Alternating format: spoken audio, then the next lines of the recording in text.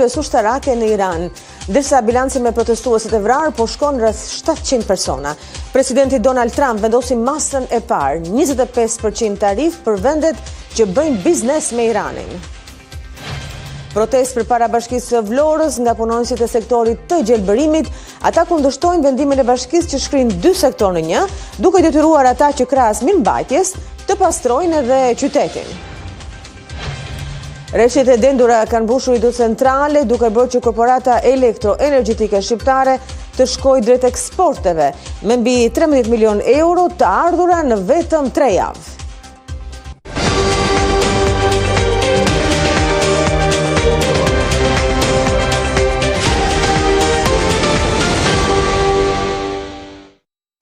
Mirëmëngjes të nderuar teleshikues, kemi nisur kështu A2 sot dhe vazhdojmë me lajme. Shtetet e Bashkuara vendosin sot lidhur me opsionet e ndërhyrjes ushtarake në Iran, ndërkohë që bilanci me protestuesit e vrarë po shkon rreth 700 persona. Presidenti Donald Trump vendosi masën e parë, 25% tarif për vendet që bëjnë biznes me Iranin. Shtetet e Bashkuara vendosin masën e parë kundër Iranit. Presidenti Amerikan Donald Trump njoftoi se vendet që bëjnë biznes me atë shtet do të përballen me një tarif prej 25% në tregtinë me SBA-n. Vendimi vjen si përgjigje ndaj shtypjes vdekjeprurse të protestave antiqeveritare. Trump është informuar gjithashtu mbi një sër opsionesh ushtarake dhe të fshehta për përdorim në vend, thanë zyrtarët për CBS News, duke përfshirë sulme me raketa me rrezë të gjatë veprimi, si dhe mjete kibernetike dhe psikologjike. Në ditët e fundit, presidenti amerikan ka paralajmëruar për një ndërhyrje të mundshme ushtarake, nëse vriten protestues, ekipi i tij i sigurisë kombëtare pritet që të takohet më vonë për të diskutuar opsionet. Diplomacia është gjithmonë opsioni i parë për presidentin. Ai u tha të gjithëve se ajo që po dëgjoni publikisht nga regjimi është mjaft e ndryshme nga mesazhet që administrata po merr privatisht dhe mendoj se presidenti ka interes të shqyrtojë këto mesazhe. Megjithatë, presidenti ka treguar se nuk ka frikë të përdorë opsione ushtarake nëse e shet të nevojshme dhe askush nuk e di këtë më mirë se Irani. Udhëheqësi suprem i Iranit, Ayatollah Ali Khamenei, u bëri thirrje politikanëve amerikanë, siç tha ai, që të japin fund mashtrimit të tyre dhe vlerësoi tubimet pro-qeveritare të organizuara nga shteti në Iran. Ministri i Jashtëm thotë se Teherani është i hapur për bisedime me Washingtonin, por mbetet i përgatitur për luftë. Të paktën 648 protestues janë vrarë në shtypjen e vazhdueshme në Iran, thot një grupi të drejtave të njerëzit, por paralajmëron se numri të vdekurve mund të jetë shumë herë më i lartë. Një ndërprerje disa ditore e internetit po e bën më të vështirë verifikimin e informacionit që vjen nga vendi, dhe shumica e mediave ndërkombëtare të lajmeve nuk janë në gjendje që të raportojnë nga brenda Iranit.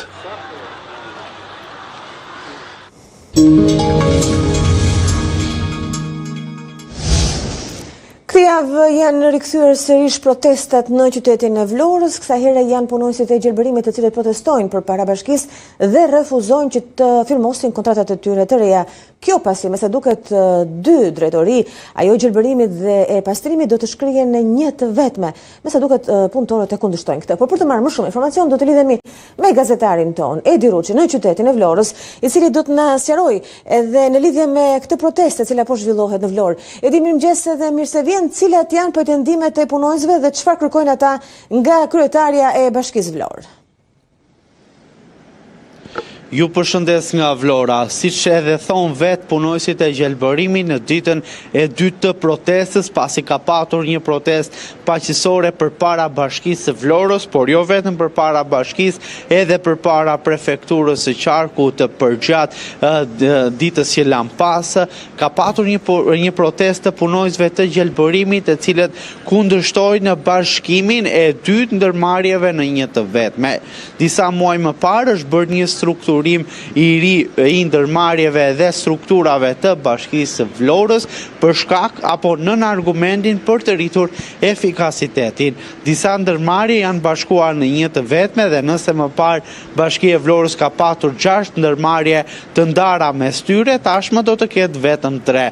Kur saktuar që ai sektor i gjelbërimit i qytetit Bregdetar t'i atashohet ndërmarrjes së pastrimit, pra të funksionoj si një sektor, por jo më vete siç ka funksionuar deri muaj më parë, por si pjesë e ndërmarrjes së pastrimit. Për këtë arsye është bërë edhe një strukturim jo vetëm i sektorit, por i punës. Të gjitha ata punojës të gjelbërimit që deri më parë kanë pastruar, janë kujdesur për pjesët e gjelbëruara, kanë krahasitur deg të pemëve e të tjerë, sot duhet të bëjnë edhe pastrimin kryesisht të territoreve të cilat ata punojnë, i krahasisin apo përkujdesen për to, por gjithashtu do të kalojnë edhe në pjesën e fshesës. Pra argumenti është që do të fshinë le themi trotuaret, rrugët e qytetit në momentet që nuk janë të angazhuar për gjatë orarit të punës në sektorin e gjelbërimit të qytetit Bregdetar. Pikërisht kjo gjë sipas edhe përfaqësuesve, kemi pasur telefonata edhe ka marrë disa informacione vetëm pak minuta më parë, e cila sqarohet ky argument, le themi apo ky proces i punës dhe sqarohet edhe fakti që kjo gjë është bërë nën motivin për të rritur efikasitetin e pastrimit në qytet, i cili sigurisht edhe për shkak të mungesës së burimeve njerëzore vjon që të mbetet thembra e akilit e qytetit Bregdetar. Por kjo gjë kundërshtohet nga punojësit e gjelbërimit, të cilët kujtojmë këtu faktin që për 20-25 vite ka punojës të cilët kanë punuar prej dekadash në atë ndërmarrje, janë marrë vetëm me pjesët e gjelbëruara. Ata kundërshtojnë faktin që të bëjnë edhe pastrimin e qytetit, pasi janë specialist të sektorit të gjelbërimit, njohin bimësin, njohin pemët, njohin procesin e punës dhe nuk janë angazhuar më parë në pastrimin e qytetit. Nuk kundërshtojnë faktin që të pastrojnë pjesët e gjelbëruara, por kundërshtojnë faktin që të pastrojnë rrugët, trotuaret apo edhe pjesët e ndotura të qytetit Bregdetar të Vlorës. Thonë se i është paraqitur një kontratë e re, ku në kontratën e re parashikohet, le të themi, që të ketë këtë proces pune, të cilën ata e kundërshtojnë. Ajo e cila e vendosin theksin është fakti që kjo punë që bëjnë çdo ditë është e vetmja mundësi për të mbajtur familjen, është e vetmja mundësi për të përballuar hallet e përditshme. Sipas punojësve në fjalën e tyre për A2CNN, ata thonë gjithashtu që detyrohen që të firmosin këtë kontratë. Pasi nëse nuk do ta firmosin këtë kontratë, sigurisht do të detyrohen që të largohen nga puna. Pjesa më e madhe e tyre, të paktën në opinionet që thonë, nuk e di se çfarë do të ndodhë më vonë, por tregojnë që nuk do ta firmosin kontratën dhe do të largohen. Por kjo sipas tyre rrezikon shkrirjen e sektorit të gjelbërimit, të cilin ata e cilësojnë tepër të rëndësishëm, duke e cilësuar edhe si mushkëria e qytetit të Vlorës. Dhe në vërtet kjo do të ishte edhe pyetja e radhës, Edi, se sa dëmtohet hapësira e gjelbër në Vlorë në këtë mënyrë kur specialistët, ekspertët, ata njerëz të cilët janë marrë vazhdimisht, siç edhe ti, prej dekadash me gjelbërimin, do të merren me detyra të tjera, siç është ajo e pastrimit. Mund të ndiqni pak momente pas shpinës time, jemi në një hapësirë të gjelbëruar, e cila duket që është punuar të paktën ditët e fundit. Dhe kjo është dora e gjithë atyre punojësve të gjelbërimit të cilët merren në qytetin Bregdetar. Por jo çdo hapësirë është kështu. Pasi 2 ditët e fundit, të paktën nga fillimi i kësaj jave dhe deri tani, ka patur, le të themi, një ndërprerje të punës. Ka patur ndërprerje të punës të dielën, të hënën, përgjatë kësaj të martë, por do të ketë ndërprerje të punës edhe në vazhdim, çka do të thotë që për këto hapësira të gjelbëruara, si kjo pas shpinës time, nuk do të ketë se kush të kujdeset. Për këtë arsye, punojësit kërkojnë një zgjidhje, kërkojnë që të bëjnë vetëm detyrën e tyre.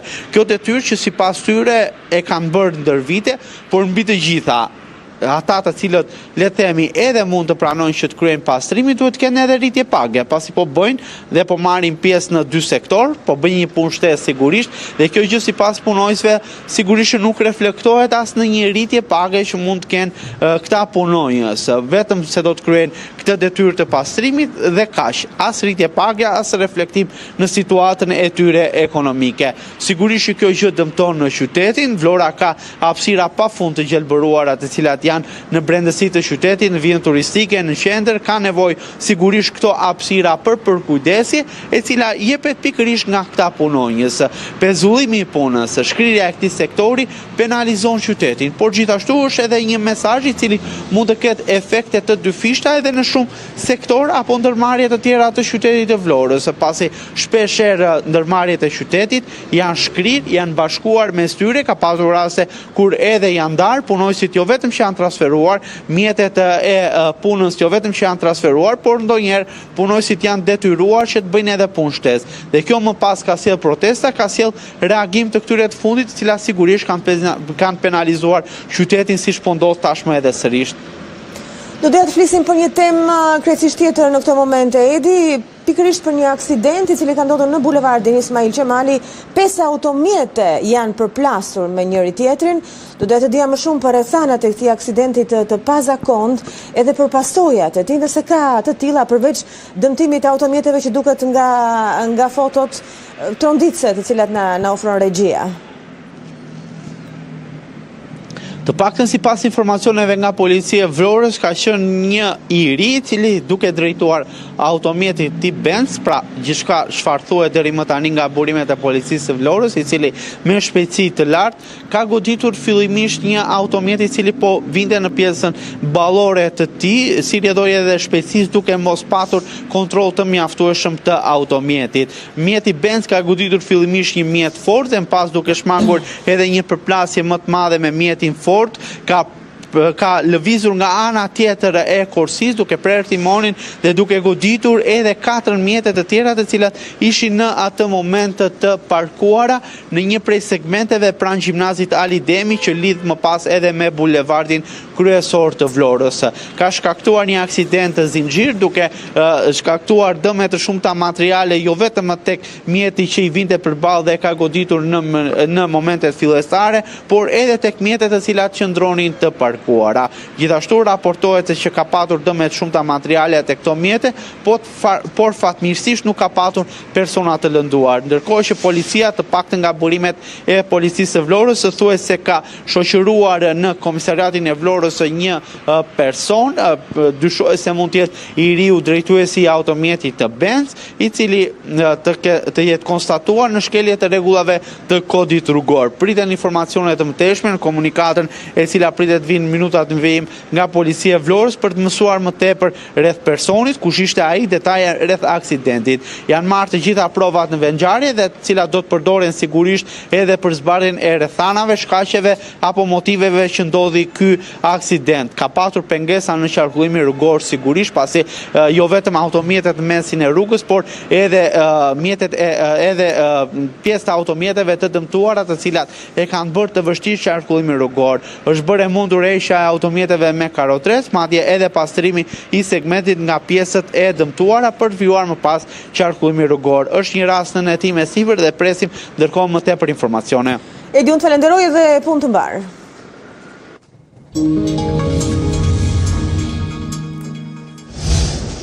Shirat e dendura të fillim janarit ndose ka shkaktuar përmbytje, po i kursejnë Shqipërisë 10 miliona euro në energji elektrike.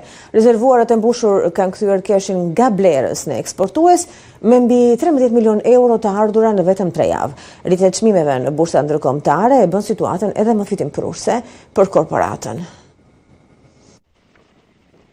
Përpos përmbytjeve dhe dëmeve të tjera që po shkaktojnë rreshjet, shirat e këtij fillim janari po i kursejnë vendit 10 milion euro për energjinë elektrike.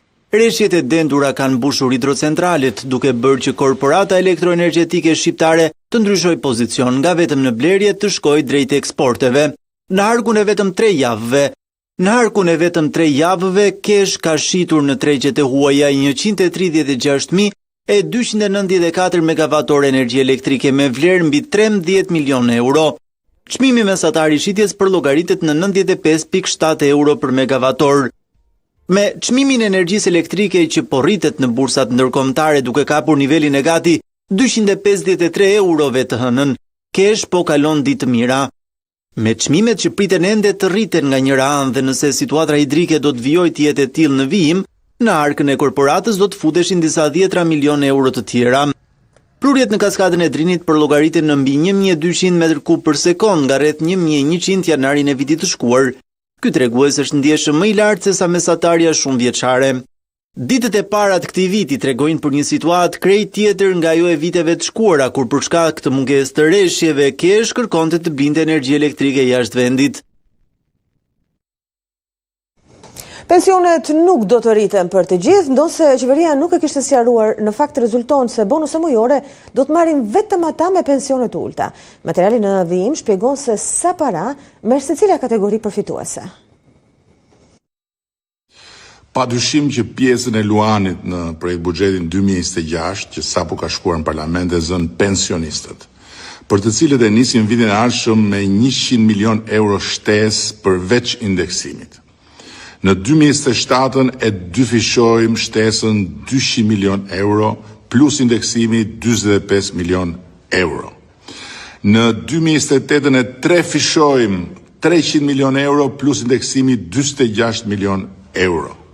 Nga rritja e pensioneve nuk do të përfitojnë të gjithë. Të moshuarit që marrin pension pleqërie, nënat me shumë fëmijë, apo ata që e përfitojnë për shkak të profesionit prej janarit, do të marrin nga 1.800 lekë shtesë çdo muaj, por kushti është që pensioni tyre të mos jetë më i lartë se 40.000 lekë në muaj.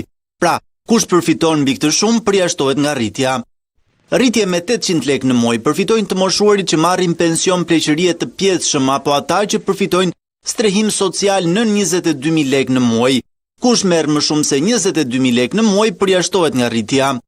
Rritje me 1.000 lekë në muaj do të përfitojnë pensionistët në fshatra ish, kooperativistët, të cilët marrin më pak se 18.000 lekë në muaj. Ata që marrin mbi këtë shumë janë të përjashtuar nga rritja mujore. Të përjashtuar nga rritja janë edhe përfituesit e pensionit familjar që marrin mbi 18.000 lekë në muaj. Ata që marrin më pak se kjo shumë do të përfitojnë 700 lekë në muaj. E njëjta vlen edhe për përfituesit e pensionit të invaliditetit që marrin mbi 30.000 lekë në muaj. Kush merr më pak se kjo shumë përfiton 600 lekë rritje në muaj. Në total do të marrin bonus mujor 727.000 pensionistë në vend nga gati 770.000 që janë në total. Vetëm 36% e tyre do të marrin 1.800 lekë në muaj, pasi pjesa dërmuese gati 41% do të marrin 800 lekë, ndjekur nga 10.3% që do të marrin 1.000 lekë, pjesa tjetër janë përfitues të vlerave nga 600 deri në 700 lekë në muaj. E në kontrast me atë që qeveria ka parashikuar për pensionistët, vitin e kaluar për pagat dhe shpërblimet e deputetëve u shpenzuan mbi 7 milion euro. Ndërkohë shtatori, tetori dhe nëntori rezultojnë muajt me shpenzimet më të larta për rrogat e atyre që i njohim si përfaqësuesit e popullit. Mbi 7 milion euro, kaq para kanë përfituar 140 deputetët gjatë vitit të shkuar. Të dhënat nga kuvendi tregojnë se vetëm për paga për ligjvënësit shqiptar janë shpenzuar më shumë se 453 milion lekë apo rreth 4.6 milion euro. Shtatori pasuar nga tetori, nëntori e dhjetori rezultojnë muajt me shpenzimet më të larta për rrogat e përfaqësuesve të popullit. Ndërkohë, për udhëtime brenda e jashtë vendit, pjesëmarrje në komisionet parlamentare apo rimbursim të telefonit e pagesave të fjetjes në hotele, deputetët shqiptar kanë përfituar më shumë se 241 milion lekë apo rreth 2.5 milion euro. Në linjë me rrogat, edhe shpërblimet më të mëdha janë dhënë në muajt e fundit të vitit. Të dhënat nga kuvendi tregojnë se shpenzimet për pagat përbëjnë 54% të totalit parave të paguara për 140 ligjvënësit shqiptar gjatë vitit të shkuar, ndërsa pjesa tjetër janë shpërblime dhe rimbursime. Në drejtim të honorareve, udhëtimet brenda dhe jashtë vendit përbëjnë pjesën më të madhe të shpenzimeve me 24%, ndjekur nga shpërblimet për pjesëmarrje në komisione, telefoni, qirat dhe hotelet. Shpenzimet për 140 përfaqësuesit e popullit në kuvend janë zgjeruar ndjeshëm që nga gjysma e dytë e vitit 2023. Deputetët e majt dhe të djathtë i bashkuan votat për të votuar projekt ligjin që rriti pagat për pozitën e presidentit, kryeministrit, ministrave, deputetëve dhe punojësve të administratës publike. Në Tropoj do të ndërtohet një park i madh eolik ku do të prodhohet energji nga era. Gjatë prezantimit të projektit morën pjesë kryeministri Edi Rama, ministri i infrastrukturës dhe energjisë Belinda Balluku dhe e ngarkuara me punë e ambasadës amerikane në Tiranë, Nancy Van Horn. Punimet për ndërtimin e parkut pritet të përmbyllen pas një viti. I shtrirë në një hapësirë prej më shumë se 384 hektarësh në fshatrat Viçidol, Berish, Luzh dhe Paç në Tropoj, Shqipëria do të ketë një park eolik ku do të prodhohet energji nga era me kapacitet 600 megavator. Ne shpresojmë që gjithçka të shkojë ashtu si duhet dhe në harkun e 12 muajve pa llogaritur periudhën kur dimri është intensiv. Ky park i madh i energjisë së erës në Tropoj të hyjë në rrjetin e prodhuesve të energjisë rinovueshme në vendin tonë. Vlera e investimit të projektit Tropoja Wind Farm, që synon të rrisë ndjeshëm prodhimin vendas të energjisë së pastër dhe të mbështes strategjinë kombëtare të tranzicionit drejt burimeve të qëndrueshme, parashikohet të jetë 1.2 miliardë euro. Parku eolik do të ndërtohet nga kompania amerikane CUP. Dua të shpreh mirënjohjen time të veçantë për kompaninë CWP, për besimin e treguar dhe kontributin e saj konkret në ekonominë shqiptare, për durimin dhe punën e përbashkët që kemi bërë gjatë këtyre 2 viteve, dhe dua t'i garantoj se Ministria e Infrastrukturës dhe Energjisë padyshim do të jetë në krahun tuaj ashtu siç ka bërë në këtë rrugtim të gjatë, tani me marrjen e autorizimit për nisjen e fazës konkrete të ndërtimit të parkut eolik të Tropojës prej 600 megavator prodhim. Gjatë takimit për prezantimin e parkut eolik në Tropoj, ku e pranishme ishte edhe e ngarkuara e punës ambasadës së Shteteve të Bashkuara të Amerikës në Tiranë, Nancy Van Horn, u dha certifikata e autorizimit për realizimin e projektit. Me Tropojën dhe Montecevën, ne po zhvillojmë potencialin e madh të energjisë së rinovueshme të rajonit dhe po forcojmë bashkëpunimin në të gjithë Ballkanin Perëndimor. Ne vlerësojmë shumë mbështetjen e Komisionit Evropian, Agjencisë Shqiptare të Zhvillimit të Investimeve dhe Agjencisë së Promovimit të Investimeve të Malit të Zi në avancimin e këtij vizioni të përbashkët për një të ardhmë energjetike të pastër, ekonomikisht konkurruese dhe të sigurt të rajonit dhe të Evropës në tërësi. Marrëveshja për ndërtimin e parkut ku do të prodhohet energji nga era u nënshkrua fillimisht në forumin e investimeve BE Ballkani Perëndimor, që u mbajt në Tiranë tetorin e vitit të shkuar në praninë e presidentes së Komisionit Evropian Ursula von der Leyen.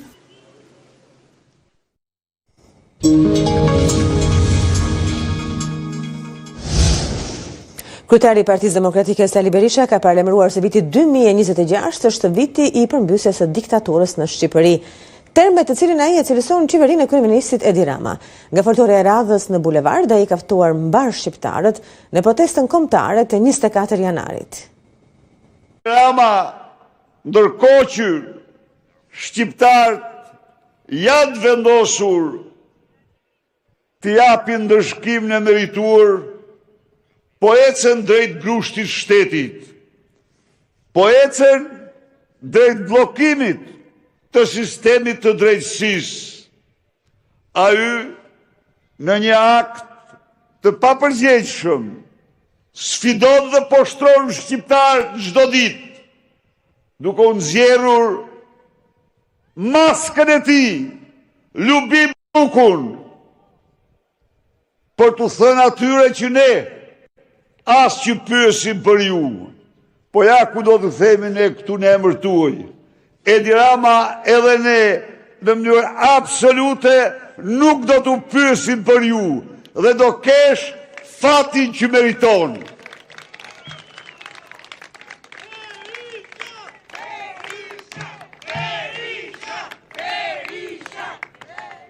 Të dashur miq,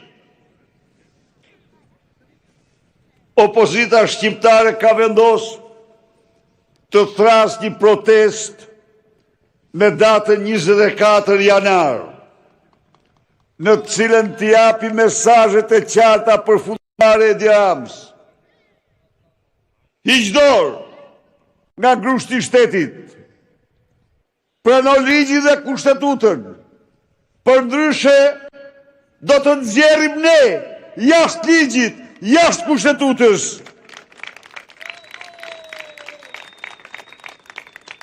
Ndaj dhe ftoj qytetarë shqiptarë me 24 të gjithë në këtë shesh për të treguar fuqin e bashkimit të shqiptarve, fuqin e guximit të shqiptarve, vizionin e tyre, shpirtin e pamposhtur të popullit opozitar. Komisioni Qendror i Zgjedhjeve ka hapur zyrtarisht rrugën për nisjen e mbledhjes firmave për një referendum mbi ligjin e barazisë gjinore. Nisma synon shfuqizimin e këtij ligji, i cilësuar nga Komiteti Nismëtar si cënuesi familjes shqiptare. Megjithatë, firmat, filtrat kushtetues dhe kufizimet kohore bëjnë procesin ende të pasigurt. Komisioni Qendror i Zgjedhjeve dha dritën njëshile mbledhjes së firmave për zhvillimin e një referendumi, ku në pyetjen që do të shtrohet, është fuqizimi apo jo i ligjit për barazinë gjinore. Kjo kërkesë miratohet dhe për këtë kërkesë do të miratojmë dhe fletën tip për mbledhjen e nënshkrimeve për zhvillimin e këtij referendumi. Komiteti Nismëtar u drejtua KQZ-s me argumentin se ky akt cënon bazat e familjes shqiptare dhe ndaj duhet shfuqizuar. Që gjithë ligji duke futur konceptin atë që diversitetin gjinor cënon në thelb familje shqiptare, ose themi cënon dhe me predispozim për të shkatëruar pas familje shqiptare, duke vënë rrezik jo me familje, por dhe shoqërinë dhe të ardhmen e komiton. KQZ nga ana e saj kishte detyrë procedurale për të miratuar formularët për mbledhjen e firmave dhe për të zhvilluar një referendum. Duhen së paku 50.000 të tilla.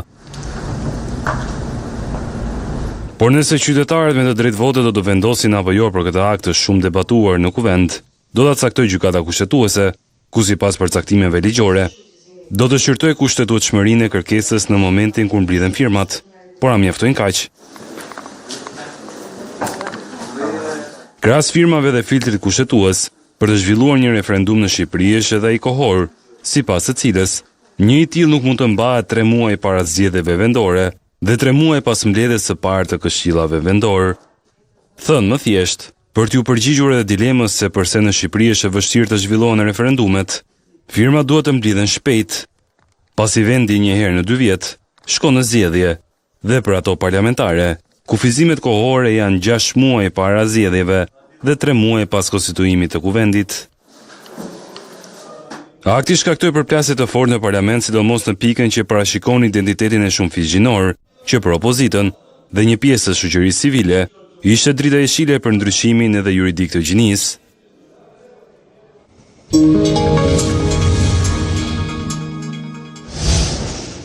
Gëzim Doka, vëllai ish deputetit të Partisë Socialiste Arben Doka dhe nipi i tij janë shpallur në kërkim policor pasi u përfshin në një konflikt fizik në një lokal në Lezhë. Si pasojë e konfliktit, që sipas policisë nisi për motive të dobta, mbetën të dëmtuar 2 kushurind, Gjergj dhe Nikolin Marku. Policia e Lezhës ka shpallur në kërkim policor vëllain dhe nipin e Arben Dokës pas një konflikti të dhunshëm të ndodhur në ambientet e një lokali në qytet. Në kërkim policor është shpallur Kevin Doka, 20 vjeç, dhe babai i tij Gëzim Doka, 53 vjeç, vëllai i ish deputetit socialist Arben Doka, i cili ndodhet në kërkim prej 1 viti e gjysmë nga SPAK. Sipas policisë, këtë të hënë Gëzim dhe Kevin Doka janë përfshirë në një konflikt për motive të dobta me shtetasit Gjergj Marku dhe Nikolin Marku, kushërinj të 41 vjeç. Si pasojë e përplasjes, 2 kushërinjt Marku kanë mbetur të dëmtuar.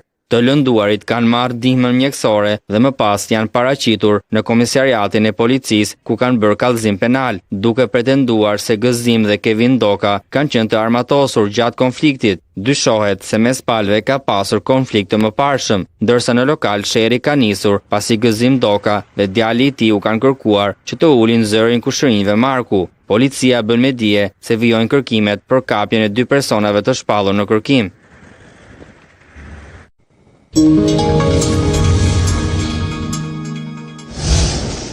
Shtetet e Bashkuara të Amerikës konfirmojnë edhe një herë seriozitetin mbi dëshirën për blerjen e Groenlandës.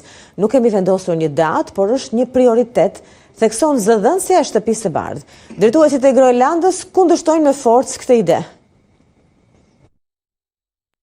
Groenlanda, edhe pse një vend i akullt, ndodhet aktualisht mes 2 zjarreve, atij diplomatik dhe ushtarak, Presidenti amerikan nuk ka vendosur një afat për blerjen e territorit, por është një përparësi. Këtë e përsëriti zëdhënësja e Shtëpisë së Bardhë Caroline Leavitt për gazetarët.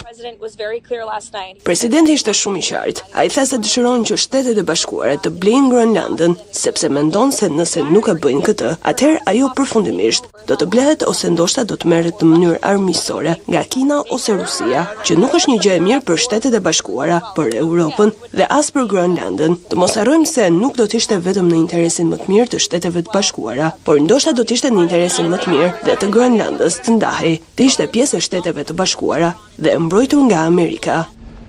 Qeveria lokale në Groenland në asnjë mënyrë nuk do të akomodojë dëshirën e shprehur të Shteteve të Bashkuara për të marrë në zotërim territorin dhe ka njoftuar qëllimin e saj për të intensifikuar përpjekjet për të siguruar që mbrojtja e ishullit të jetë plotësisht brenda kornizës së NATO-s. Në një deklaratë, qeveria e Groenlandës tha se Shtetet e Bashkuara kanë përsëritur edhe një herë dëshirën e tyre për të marrë në zotërim Groenlandën, duke theksuar se qeveria nuk mund ta pranojë në asnjë mënyrë këtë. Megjithatë, presidenti amerikan Donald Trump paralajmëroi së fundmi se marrja e atij territori do të ndodhë me të mirë ose me të keq, ndërsa administrata e tij nuk e ka përjashtuar opsionin ushtarak për të arritur atë qëllim.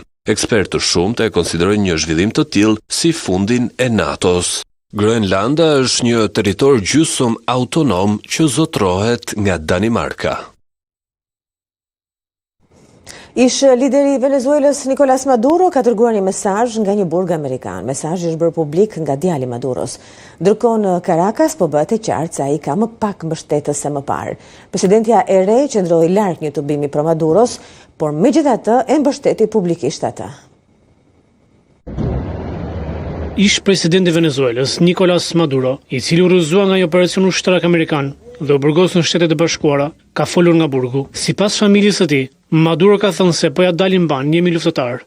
Citohet këtë thënë Nicolas Maduro Guerra, djali i Maduros, në një video të publikuar nga partia e tij në pushtet. Mos u trishtoni, thuhet se ka thënë Maduro avokatëve të tij në burg në New York. Maduro dhe gruaja e tij, Cilia Flores, u kapën në një operacion ushtarak amerikan në Caracas pak më shumë se një javë më parë dhe u dërguan në Shtetet e Bashkuara. Presidenti nacionalist i krahut Majt prekohesh do të gjykohet atje me akuzat për terrorizëm dhe transportin e drogës. Mbështetësit e Maduros kërkojnë lirimin e presidentit të rrëzuar të shtunën.